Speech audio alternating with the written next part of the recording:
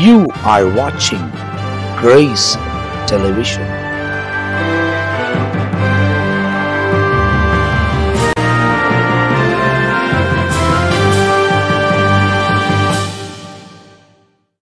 ஆண்டவரும் அருமை இரட்சகராக இயேசு கிறிஸ்துவின் நாமத்தினால் உங்கள் யாவருக்கும் என் அன்பின் வாழ்த்துக்களையும் ஸ்தோத்திரங்களையும் நான் தெரிவித்துக் கொள்கிறேன். தேவனுடைய பெரிதான கிருபையால் நித்திய ஜீவன் என்ற இன்னொரு எபிசோடில் உங்களோடு கூட கர்த்தருடைய வார்த்தைகளை பகிர்ந்து கொள்வதிலே நான் மிகுந்த மகிழ்ச்சி அடைகிறேன். தொடர்ச்சியாக அந்த நித்திய ஜீவன் நிகழ்ச்சி வழங்குவதற்கு தேவன் உதவி செய்கிறார். அப்படி நாம மகிமைப்படட்டும். நித்தியம் நம்முடைய வாழ்க்கையில் ரொம்ப முக்கியமான ஒன்று.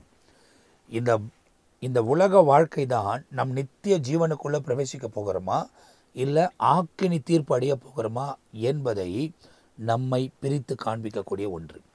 ஆகையால் தேவ சமூகத்தில் நம் உறுதியாய் உண்மையாய் உத்தமமாய் நிலைத்திருக்கும் போது நிச்சயமாய் ஆண்டவர் நம்முடைய வாழ்க்கையில் மேன்மையான காரியங்களை செய்வதற்கு அவர் உண்மை உள்ளவராக இருக்கிறார். போன எபிசோடில் நம்ம மத்தியில் பிஷப் ரெவரண்ட் பென்னி எசையா அவர்கள் ஏராளமான காரியத்தை இந்த நித்திய ஜீவனை குறித்து நம்மோடு கூட பகிர்ந்து கொண்டார்கள். அதில் முக்கியமாக இப்போது தாவீது, கோலியாத்து, இல்லை சவுல், இல்லை தாவீதின் அண்ணன்மார்கள் இவைகளெல்லாம் சொல்லப்பட்டாலும் இதுக்கும் நித்தியத்துக்கு என்னையா சம்பந்தம் அப்படின்னு நீங்கள் கேட்டிங்கன்னா ஒரு விஷயத்தை அவங்க சுட்டி காண்பித்தாங்க. அதாவது நித்திய ஜீவன் அடையணும்னா பயம் இருக்கக்கூடாதுன்னு சொல்லி, அந்த பயத்தின் ஆவி இந்த சவுல்கிட்ட இருந்தது. அவர் நித்தியத்துக்குரியவராய் இல்லாமல் போனார். அதை வெளிப்படுத்தின விசேஷத்தில் ஒரு இடத்துல சுட்டி காண்பிக்கப்பட்டதை அன்பு போதகர் அவர்கள் பகிர்ந்து கொண்டார்கள். அதை வெளிப்படுத்தின விசேஷத்தில் நீங்கள் பார்ப்பீங்க அப்படின்னு சொன்னாக்கா, போன முறை அங்கே தான் வந்தாங்க. அந்த நேரம் இருந்ததுனால அதை முடிச்சிட்டோம். வெளிப்படுத்தின விசேஷம் 21ஆம் அதிகாரம் 8வது வசனத்தை நாம் வாசிக்கும் போது அந்த இடத்துல ரொம்ப துல்லியமாய் அதை குறித்து சொல்லப்பட்டிருக்கிறது. ஏன்னா நித்திய ஜீவன் நிகழ்ச்சியில் நாம் ஒவ்வொரு காரியத்தையும் உங்களுக்கு அறிவிக்கும் போது நீங்கள் தெரிந்து கொள்வீர்கள். வெளிப்படுத்தின விசேஷம் 21ஆம் அதிகாரம் 8வது வசனம். But the covertly, unbelieving, ambushnable, murders, sexual immoral, sorcerers, idolatry, and all liars have they part in the lake with burns and fire, brimstone and the second death என்பதாக எழுதப்பட்டிருக்கு. அப்போ இந்த இடத்துல நீங்கள் பார்க்கும்போது இந்த 8ஆம் வசனத்தை நாம் தமிழில் வாசிக்க கேட்க போகிறோம். பயப்படுகிறவர்களும் அவிசுவாசிகளும் அருவருப்பானவர்களும் கொலைபாதகரும் விபச்சாரக்காரரும் சூனியக்காரரும் விக்கிரக ஆராதனைக்காரரும் பொய்யர் அனைவரும் 2ஆம் மரணமாக்கிய அக்கினியும் கந்தகும் எரிகிற கடலிலே பங்கடைவார். முதல் பயப்படுகிறவர்கள் என்று எழுதப்பட்டிருக்கு. அப்போ பயப்படுகிறவர் அப்படின்னா சவுலுக்குள்ள பயத்தின் ஆவி இருந்துச்சு. அப்போ அவர் நித்தியத்துக்குரியவராக இல்லை. ஃபஸ்ட்டு அபிஷேகம் பண்ணப்பட்டது உண்மைதான், தேவன் அவர் தெரிந்து கொண்டது உண்மைதான். ஆனால் அவர் அதை காத்துக்கொள்ளலை. இன்னைக்கு நீ தேவன் உன்னை அழைத்த அழைப்பை காத்துக்கொள்ளலைன்னா ஆக்கினி தீர்ப்பு அடிவேன் என்பதை நீங்கள் தெரிந்து கொள்ளணும். ஆண்டவர் உங்களை அழைத்த அழைப்பை நீங்கள் காத்துக்கொள்ளணும், தேவனோடு நடக்கணும். இது ஒரு நாள் பிரயாணம் அல்ல, ஒவ்வொரு நாளும் ஆண்டவரோடு கூட வாழுகிற அனுபவம். அந்த ஒவ்வொரு நாளும் தேவ சித்தத்தை நிறைவேற்றுகிற அனுபவம். அந்த அனுபவத்துக்குள்ளே நாம் பிரவேசிக்கும் போது தான் நித்திய ஜீவனுக்குள்ளே நம்மால் பிரவேசிக்க முடியும் என்பதை நீங்கள் தெரிந்து கொள்ள முடியும். இன்றைக்கு மீதியான காரியங்களை நாம் பார்க்க போகிறோம். இந்த நிகழ்ச்சியும் எங்களோடு கூட இருக்கிறது எங்களுக்கு ரொம்ப சந்தோஷம் பாஸ்டர். போன நிகழ்ச்சி ரொம்ப ஆசீர்வாதமாக இருந்தது. ஆனால் தொடர்ச்சியாக நாம் தியானிப்பதுக்கு தேவன் உதவி செய்கிறார். இன்னும் கூடுதலான தகவலை நாம் அவங்க கொடுப்போம்னு சொன்னால் நிச்சயமாக ரொம்ப மேன்மையாக இருக்கும் பாஸ்டர். ஆமேன். நாம் இப்போது வாசி கேட்டு தானே வெளிப்படுத்தல் 21:8வது வசனத்தில் பார்க்கும்போது இங்கே சில காரியங்களை சொல்லிட்டு அவர்கள் அக்கினியும் கந்தகும் எரிகிற கடலிலே பங்கடைவார்கள். அப்போ எங்கே பங்கு இல்லைங்க, பரலோக ராஜ்யத்தில் நித்தியத்தில் பங்கு இல்லை. அப்போ இந்த இடத்துல பார்க்கும்போது சவுலுக்கு என்னென்ன சுபாவம் இருந்தது பார்த்தா பயத்தின் ஆவி இருந்தது. 2வது அவிசுவாசிகள். அப்போ ஆண்டவரை அவன் நம்பல. ஆமா, தன்னுடைய சுய பலத்தை தான் நம்பிட்டு யார் அவனோடு கூட போய் யுத்தம் பண்றது அப்படின்னு. ஒருவேளை இவன் யுத்தத்துக்கு வந்திருக்கும் போது ஆண்டவர்கிட்ட கேட்டிருக்கலாம், பலனை கேட்டிருக்கலாம். ஏன்னு கேட்டா யோசபாத் தனக்கு விரோதமாய் வரும்போது ஆண்டவரை நோக்கி பார்த்து, ஆண்டவரை இந்த ஏராளமான ஜனங்களுக்கு முன்பாய் நிற்க எங்களுக்கு பலன் இல்லை, நாங்கள் என்ன செய்வது என்று எங்களுக்கு தெரியவில்லை, ஆகவே எங்களுடைய கண்கள் உண்மையே நோக்கி கொண்டிருக்கிறது அப்படின்ட்டு அவர் யோசபாத் ஜெபித்து ஜெயத்தை பெற்றுக்கொண்டது போல அங்கே பெரிய கூட்டம் இருந்தது. ஆனா அந்த பெரிய கூட்டத்தை ஜெபத்தின் மூலமாய் எங்கள் கண்கள் உமையை நோக்கி கொண்டிருந்து ஜெயத்தை பெற்றுக்கொண்ட அவர் இப்போ நிக்கிறது எத்தனை பேர் தாங்க? ஒரே ஒரு நபர். ஆண்டவர்கிட்ட விசாரிச்சிருக்கலாமே, அந்த விசுவாசம் இருந்ததா? இல்ல. அப்ப பார்த்தா இவன் யாரு? அவிசுவாசி, அருவருப்பானவன். எப்படி அருவருப்பானவன்? அருவருப்பானதை எல்லாத்தையும் என்ன பண்ணு, அங்கேயே என்ன பண்ணிடணும், சுட்டு எரிச்சுடு, கொண்டு வர வேண்டாம்னாக்கா அருவருப்பானதை மறுபடியும் என்ன பண்ணிட்டாரு, கொண்டு வந்துட்டாரு. பாத்தீங்கன்னா பயம் இருக்கு, அதே நேரத்துல அடுத்தபடியா அவிசுவாசம் இருக்கு, அருவருப்பாருன்னு இருக்குது, கொலை பாதகமும். அப்போ தாவீதை என்ன பண்றாரு, கொலை செய்யறதுக்கு வராரு. அதுக்கு அடுத்து பார்த்தா விபச்சாரக்காரர், அதை பற்றி சரியா எதுவும் சொல்ல. சூனியக்காரர், ஏன்னு கேட்டா சூனியக்காரர்கிட்ட போறான். அப்படி சூனியக்காரர், விக்கிரக ஆராதனை, பொய்யர். அப்படின்னாக்கா எல்லாத்தையும் இது பண்ணிட்டியா, நான் கர்த்தருடைய வார்த்தை நிறைவேற்றிட்டேன் அப்படின்னு போய் பேசுறார். அப்பதான் சாமுவேல் சொல்றது என்ன, என் காதுல வேற ஆடு மாடுகளுடைய சத்தம் என்ன. அப்படி பார்த்தா பொய்யர் அனைவரும் இந்த வெளிப்படுத்தல் 21:8 வசனத்துல இருக்க அநேக விஷயங்கள் யாருக்குள்ள இருக்கு? சவுலுக்குள்ள இருக்கு. அப்போ இதே நம்ம தாவீதுக்குள்ள பார்க்கும்போது இருக்காது. அப்ப பார்த்தா சவுல் நித்திய ஜீவனுக்குள் பிரவேசிப்பதற்கு அந்த இடத்துல ஒண்ணும் இல்லை. அப்ப இதுல இருந்து தெரியுது அவன் எங்கதான் போக வேண்டியதா இருக்காரு. அதாவது அக்கினியும் கந்தகம் எரிகிற ஒரு இடத்துல என்ன சொல்லப்பட்டிருக்கு, இயேசு சொல்லும் போது சொல்றாரு, அதாவது உன் ஆத்மாவையும் உன்னுடைய சரீரத்தையும் காத்துக்கொள். இல்ல, ஆத்மாவையும் சரீரத்தையும் சேர்த்து அழிக்கக்கூடியவருக்கு பயப்படு, உன் சரீரத்தை மாத்திரம் அழிக்கிறவருக்கு பயப்படாது. அப்படின்னா உலக வாழ்க்கையில சாத்தானோ இல்ல மனுஷர் மூலியமாவோ உன் சரீரம் அழிக்கப்பட்டாலும் அவனுக்கு நீ பயப்படணும்னு அவசியம் இல்லை. உலகத்துல பயப்படாத, ஆனா உன் ஆத்மாவை அழிக்க வல்லவருக்கே பயப்படு. ஏன்னா அவர் தான் ஆத்மாவை அழிக்கிறவர். காரணம் என்னன்னா நீதியான பாதையில் நடக்கும்போது. அப்ப நமக்குள்ள அந்த பயமும் இதுல எழுதப்பட்டிருக்கிற சுபாவங்கள் எல்லாம் இருக்கக்கூடாதுன்னு தான் பைபிள் சொல்லுது. ஆமா. அப்போ அடுத்து என்னன்னு கேட்டா ரோமர் 6வது அதிகாரத்தை எடுத்துக்கொண்டு 22வது வசனத்தை பாருங்களேன். இப்போதும் நீங்கள் பாவத்தின் நின்று விடுதலையாக்கப்பட்டு. அப்ப யார் வரணும்? சவுல் பாவத்திலிருந்து விடுதலை ஆக்கப்படமா என்கிட்ட போய் பேசினான். அவனுக்குள்ள கொலை வெறி இருந்தது. இப்படி எல்லாம் பாவத்தினின்று விடுதலையாக்கப்பட்டு தேவனுக்கு அடிமையானதினால் பரிசுத்தமாகுதல் உங்களுக்கு கிடைக்கும் பலன் முடிவோ நித்திய ஜீவன். அப்போ இவன் பாவத்திலிருந்து விலகினானா என்று பார்த்தால் இல்லை. அதாவது பாவம் என்பது ஒரு பக்கம் அவனுக்குள்ள இருக்கிற சில சுவாபங்களை சொன்னாலும் அவன் முதல் என்னன்னா தேவனுக்கு கீழ்ப்படியில. அதுவே தான் பாவம். ஆமா. அதன் பிறகு வசனம் சொல்லுது, பாவத்தின் சம்பளம் மரணம், தேவனுடைய கிருபை வரமோ நம்முடைய கர்த்தராகிய இயேசு கிறிஸ்துவினால் உண்டான நித்திய ஜீவன். அப்ப அந்த நித்திய ஜீவனுக்கு அவன் பங்காளியா இருந்தானா என்று பார்த்தால் இல்லை. அவனுக்குள்ள இருந்தது என்னன்னு கேட்டா பகைமை. அந்த தாவீதை பகைத்ததாக வசனத்திலே வாசிக்கிறது மட்டுமல்ல, அப்படிக்கு வேஷம் போடுறவனாயிருந்தான். 1 சாமுவேல் 28வது அதிகாரத்தை திருப்பிக் கொள்ளலாம். 1 சாமுவேல் 28ல ஒரு சில சம்பவங்களை மட்டுமே நாம் பார்க்க போகிறோம். என்ன செய்தான் அப்படின்னு பார்த்தா இங்கே 28வது அதிகாரம் 3வது வசனத்திலிருந்தே பார்த்தீங்கன்னா சவுல் அஞ்சனம் பார்க்கிறவர்களையும் குறி சொல்லுகிறவர்களையும் தேசத்தில் இராதபடிக்கு துரத்தி விட்டான் அப்படின்னு வசனத்தில் இருக்கு. ஆனா பெலிஸ்தர் கூடி வந்து அங்க பாளையம் இறங்கினார்கள். சவுல் இஸ்ரவேலியரும் கூடினார்கள். அவர்கள் கில்போவாவிலே பாளையம் இறங்கினார்கள். அப்படியே வசனத்தை நீங்க பார்த்துக்கிட்டே வந்தீங்கன்னா ஒரு இடத்துல பார்த்தீங்கன்னா அப்போது சவுல் வேஷம் மாறி 8வது வசனம் வேஷம் மாறி என்ன செய்யறானா வேறு வஸ்திரம் தரித்து கொண்டு அவனுடனே கூட 2 பேரும் ராத்திரிலே அந்த சிறு இடத்திற்கு போய் சேர்ந்தார்கள். அவள் இவனை நோக்கி, நீ அஞ்சனம் பார்க்க எனக்கு குறி சொல், நான் உன்னிடத்தில் சொல்லுகிறவனை எழும்பி வர செய் அப்படின்றார். அப்போ நீங்க இந்த வசனத்தின் படி பார்த்தா குறி சொல்ற ஆவிகிட்ட போய் நான் சொல்ற நபரை எழும்பி வர செய் இருக்குங்களா? 8வது வசனம் 28 8வது வசனம். சவுல் வேஷமாறி வேறு வஸ்திரம் தரித்து கொண்டு அவனும் அவனோடு கூட 2 பேரும் ராத்திரிலே அந்த இடத்தில் போய் சேர்ந்தார்கள். அவன் நோக்கி, நீ அஞ்சனம் பார்த்து எனக்கு குறி சொல், நான் உன்னிடத்தில் சொல்லுகிறவனை எழுப்பு என்றான். அப்போ இது அஞ்சனம் பார்க்கறது தேவனுக்கு பிரியமான காரியமா? இல்லையே. அதற்கு அந்த ஸ்ரீ சவுல் அஞ்சனம் பார்க்கிறவர்களையும் குறி சொல்லுகிறவளையும் தேசத்தில் இராதபடிக்கு நிர்மூலமாக்கின செய்தியை நீ அறிவீரே. அப்போ அஞ்சனம் பார்க்கிறவரே சொல்றாரு, சவுல் தடை பண்ணாரே, என்னை கொன்று போடும்படி நீ என் பிராணனை கண்ணி வைக்கிறது என்ன? அப்பாவா அஞ்சனம் பார்க்கறதுக்கு கொஞ்சம் தயங்குறா. ஏன்னா இவன் சவுலுன்னு அவளுக்கு தெரியாது. ஏற்கனவே என்ன பண்ணியிருக்காங்க, அஞ்சனம் பார்க்கிற குறி சொல்லுவர்களை எல்லாரும் என்ன பண்ணான், இராதபடிக்கு துரத்தி விட்டான் அப்படின்னு சொல்லிட்டு 3வது வசனத்தில் சொல்லியிருக்கு. இப்போ அஞ்சனம் பார்க்கும்போது நீ இப்படி வந்திருக்கே, சவுல் கண்டா என்ன இது பண்ணிடுவானே, கொலை பண்ணிடுவானே என்ற ஒரு பயம் அவனுக்குள்ள. அப்போது சவுல், இந்த காரியத்திற்காக உனக்கு பொல்லாப்பு வராது என்பதை கர்த்தருடைய ஜீவனை கொண்டு சொல்லுகிறேன் என்று அவளுக்கு கர்த்தர் மேல் ஆணையிட்டான். இப்போ வசனம் சொல்லுது ஆணையிடக்கூடாதுன்னு.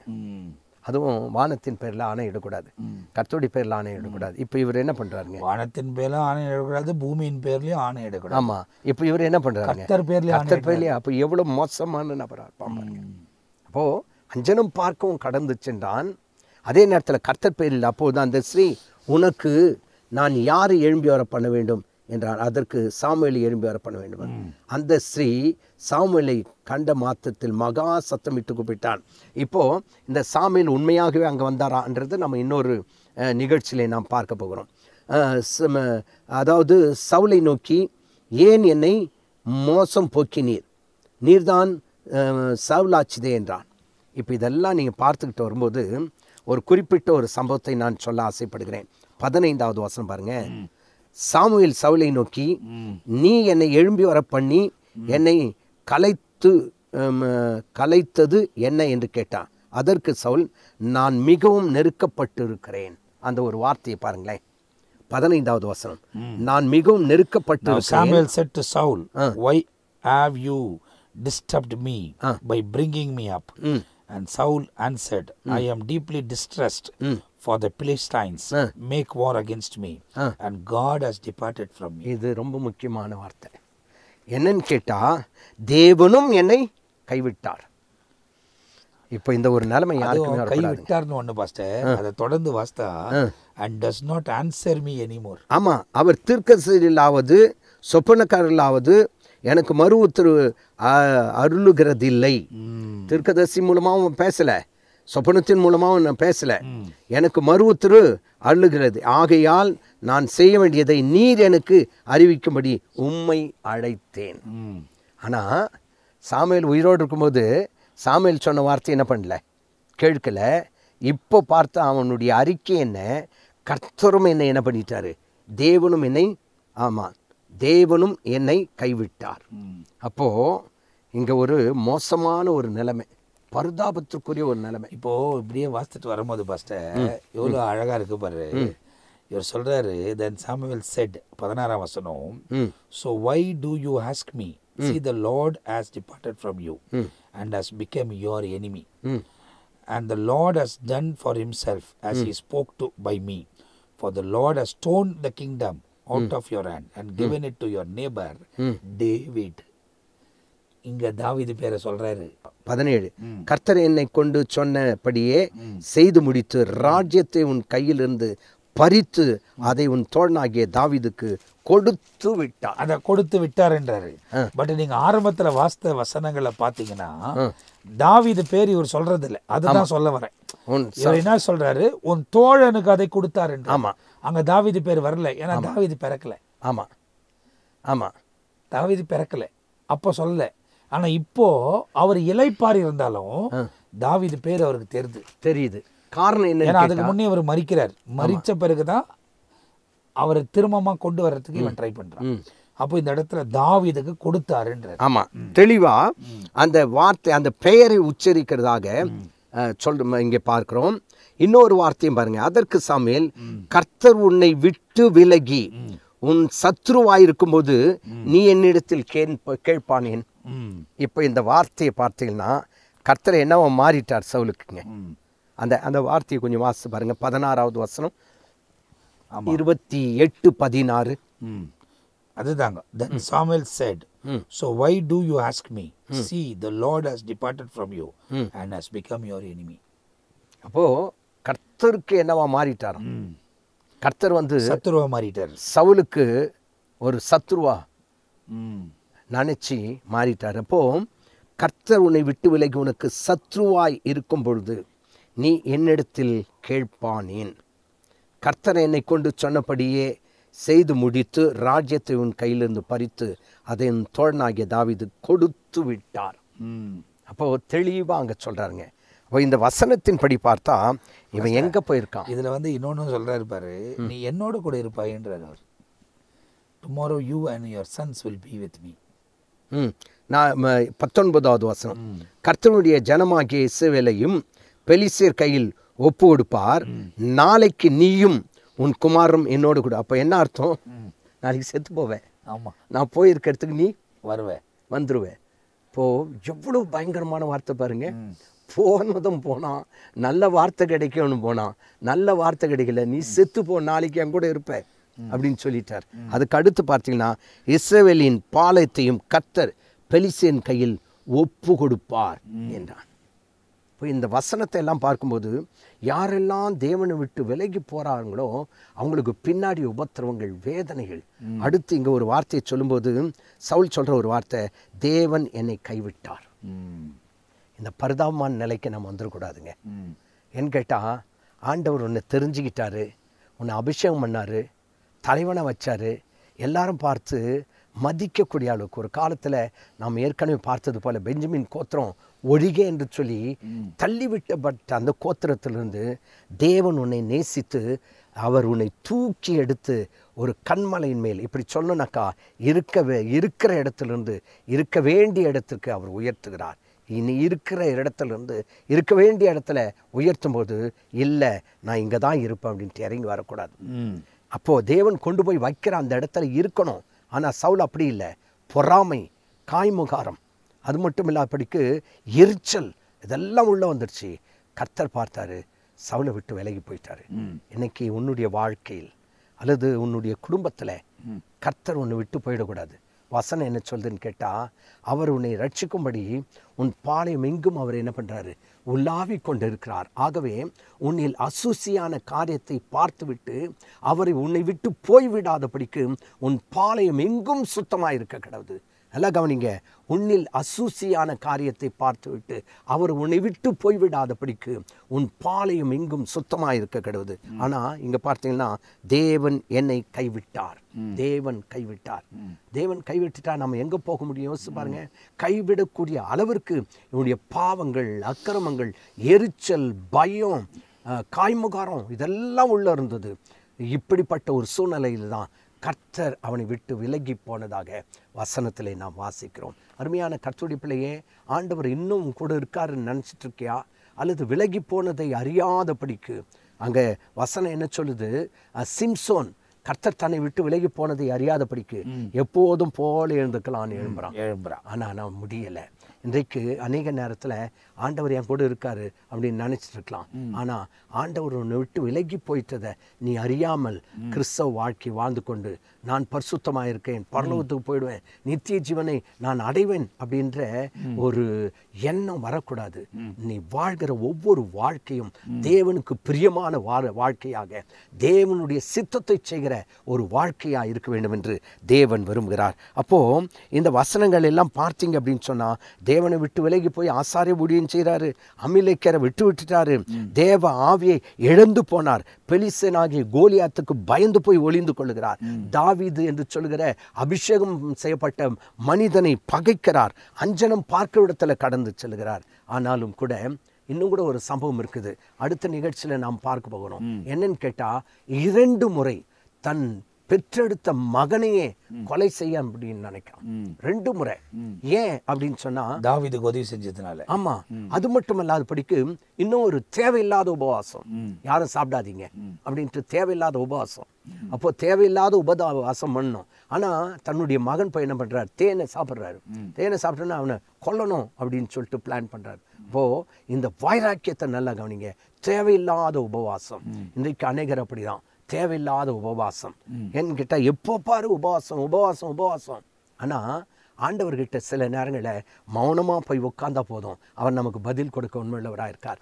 அடிக்கடி நான் ஒரு வார்த்தை சொல்லுவேன். என்னன்னு கேட்டால், தானியலை கொண்டு போய் சிங்க கபியில் போடுறாங்க. அங்கே போயிட்டு அவர் எதனா ஜெபம் பண்ணாரா? இல்லை இல்ல ஜெபிக்கல. சிங்க கபில போட்ட பிறகு அவர் மௌனமா தான் இருந்தார். ஆனா பேசுனது யாரு? அந்த ராஜா. ராஜா மறுநாள் வந்து காலையில வந்து ஜீவனுள்ள தேவனுடைய குமாரனாகிய தானியேலே, நீ இடைவிடாமல் ஆராதிக்கிற உன் தேவன் உன்னை தப்புவித்தாரோ, வல்லவராயிருந்தாரோ அப்படின்னு ஒரு குரலை கொடுக்கிறார். அப்பதான். ஆமா.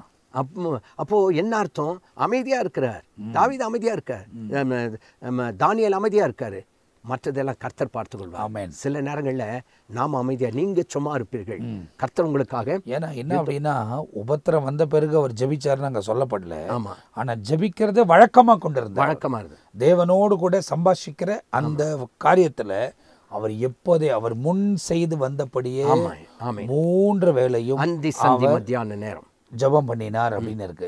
அவர் ஏற்கனவே ஆயத்தமா இருந்ததுனால இந்த இடத்துல வந்து அவர் ஜெபிக்கணும், அவர் ஜெபித்தாருன்னு சொல்லப்படல. அவர் பாட்டுன்னு சும்மா இருக்கிறாரு, அங்க சும்மா இருக்கிறார். ஏன்னா அவருக்கு தெரியும் தேவன் எல்லாவற்றையும் பார்த்துக் கொள்வார்.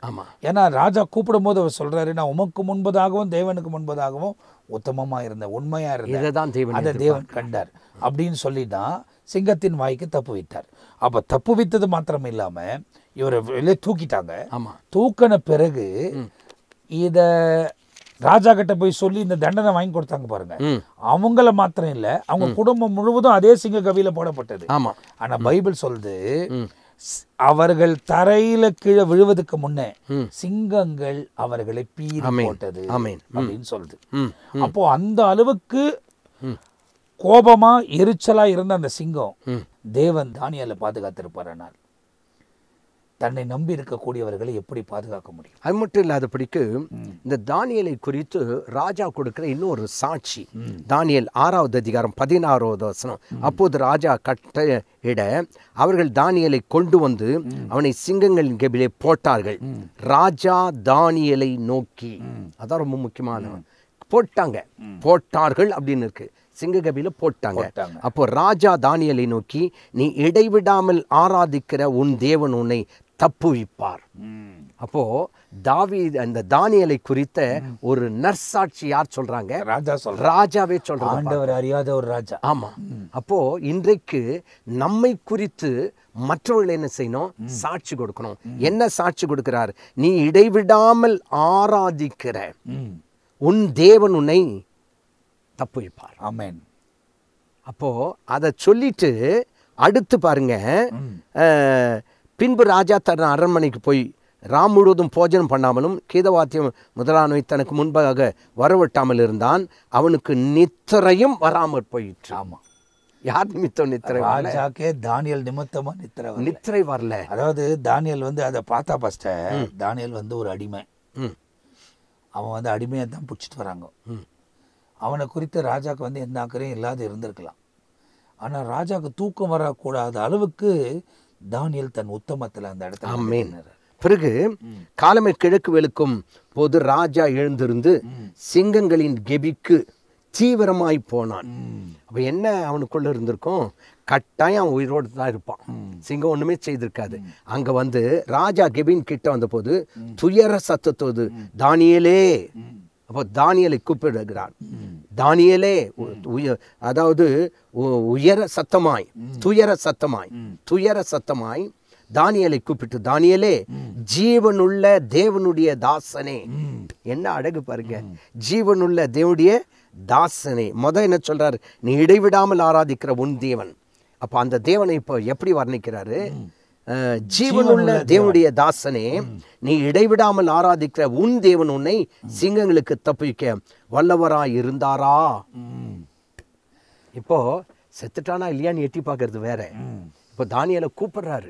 அப்போ அவருக்குள்ள என்ன விசுவாசம்? அவன் ஆராதிக்கிற தேவன் விடுதலை பண்ணிட்டாருன்ற. அப்போ தானியேலை கூப்பிட்டான். அப்போது தானியேல், ராஜாவே நீ வாழ்க, சிங்கங்கள் என்னை சேதப்படுத்தாதபடிக்கு தேவன் தம்முடைய தூதனை அனுப்பி அவைகளின் வாயை கட்டி போட்டார். நானோ வென்றால், ஒரு சாட்சி, நானோ வென்றால் அவருக்கு முன்பாக நான் குற்றமற்றவனாய் காணப்பட்டேன். ராஜாவாகிய உமக்கு முன்பாக நான் நீதி கேடு செய்யவில்லை அப்படின்ட்டு அங்க சொல்றதாக வசனத்திலே வாசிக்கின்றோம்.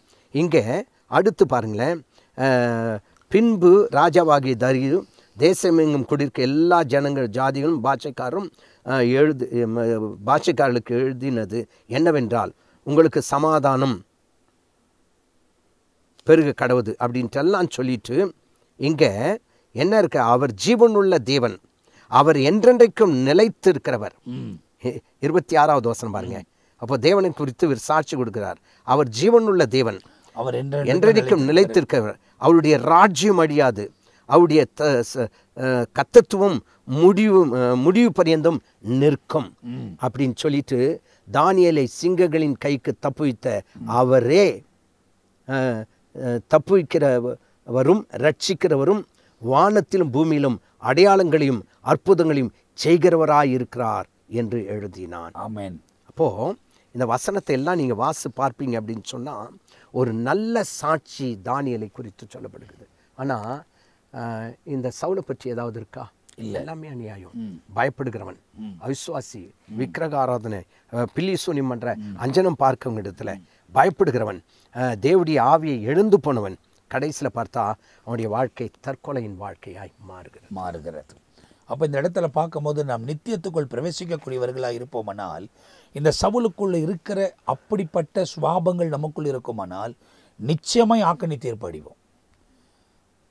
ஆனால் தேவனை தேடக்கூடிய இருதயம் நமக்கு இருக்குமானால் நம் நித்திய ஜீவனுக்குள்ளே பிரவேசிக்கிறவர்களாய் மாறுவோம். அப்போ இந்த உலக வாழ்க்கை ரொம்ப முக்கியமானது. இந்த உலக வாழ்க்கையில் நம்ம வாழும் போது வெறும் வாயில் விசுவாசம் பேசுறதில்ல, வாயில் வசனம் பேசுறதில்ல, வசனத்தின்படி செயல்முறையில் காமிக்கணும், வசனத்தின்படி செயல்முறையில் விசுவாசிக்கணும். அப்படி நம்பும் போது, அப்படி விசுவாசிக்கும் போது தேவன் தம்முடைய மகிமையை வழங்க பண்ணுறது மாத்திரமல்ல, அநேகர் தேவன் பக்கமாக திரும்பவும் அவர்களுக்கு மத்தியில் நம்மை ஒரு சாட்சியாக வைக்கவும் தேவன் சர்வ வல்லமையுள்ளவராக இருக்கிறார். அப்போ இன்றைக்கு ஏராளமான காரியத்தை கேட்டோம். அப்படியே சாமுவேலை குறித்தும் தாவீதை குறித்தும் சவுலை குறித்தும் இந்த இடத்துல நம்ம நிறைய காரியங்களை பார்த்துட்டு வந்தாலும் நடுவில் தானியேலின் புத்தகமும் நமக்கு ஒரு மாதிரியாய் வைக்கப்பட்டது. ஏராளமான காரியங்கள் வேதத்தில் இருக்கிறது. ஒவ்வொன்றும் ஆராயும் போது அதுக்கு துணையாய் நிறைய பேரை சாட்சியாய் நிற்க முடியும். அதனால தான் பைபிள் சொல்லுது, இவ்வளோ பேரை நமக்கு திருஷ்டாங்கமாக வைத்ததினாலே நமக்கு சாட்சியாக வச்சிருக்கிறார் ஆண்டவர். அப்படிப்பட்ட சுவாபங்களை பார்த்து தேவ சத்தத்தை செய்யக்கூடியவர்களாய் இந்த உலகத்தில் நம்மை நாமே அர்ப்பணிக்க வேண்டும். அப்படி தேவ சத்தத்தை நாம் செய்யும் போது இந்த உலக வாழ்க்கையிலும் நமக்கு ஜெயம் இருக்கும். அதுக்கு பிறகு நித்தியத்துக்கூட சேரக்கூடிய பாத்திரங்களாய் தேவன் நம்மை மாற்றுவார். தேவனோடு கூட இருக்கக்கூடியவர்களுக்கு எந்த காரியத்தை குறித்தும் பயம் இருக்காது. பரிசுத்த ஆவியானவர் அவங்களோடு இருந்து நடத்துவார். இன்னும் ஏராளமான காரியங்களை வரும் நாட்களில் நாம் படிக்க போகிறோம். தொடர்ந்து இந்த நிகழ்ச்சியோடு இணைந்திருங்க. நிச்சயமாய் அநேக காரியங்களை ஒவ்வொரு வாரமும் அறிவிப்பதற்கு தேவன் உதவி செய்வார். இந்த நிகழ்ச்சியிலும் நம்ம மத்தியில் பிஷப் ரெவரண்ட் பெனியேசை அவர்கள் இருந்தது எனக்கு ரொம்ப சந்தோஷம் பாஸ்டர். நிறைய காரியங்களை பேச, அறிந்து கொள்ள, கற்றுக்கொள்ள தேவன் உதவி செய்தார். தொடர்ச்சியாக நம்ம அவங்களோடு கூட பேச போகிறோம். ஆண்டவர் நிச்சயமாக மேன்மையான காரியங்கள் செய்வார். நீங்கள் பெற்ற நன்மைகளை எங்களுக்கு தெரியப்படுத்துங்கள். உங்கள் கருத்துக்களை நீங்கள் கமெண்ட் பாக்ஸில் போடுங்க. நம்ம இன்னும் அநேக நிகழ்ச்சிகளை நாம் வைத்து தேவ சத்தத்தை அறிந்து வசனத்தை போதித்து வசனத்தை தியானித்து அதன்படி நடப்பதுக்கு நம்மை அர்ப்பணிக்க போகிறோம். ஆண்டவர் மேன்மையான காரியங்களை செய்ய போகிறார். அடுத்த எபிசோடில் உங்களை சந்திக்கிற வரை நாங்கள் இப்போது உங்கள் கிட்ட இருந்து விடை பெறுகிறோம். கர்த்தர் உங்களை ஆசீர்வதிப்பார். ஆமென், ஆமென், ஆமென், ஆமென்.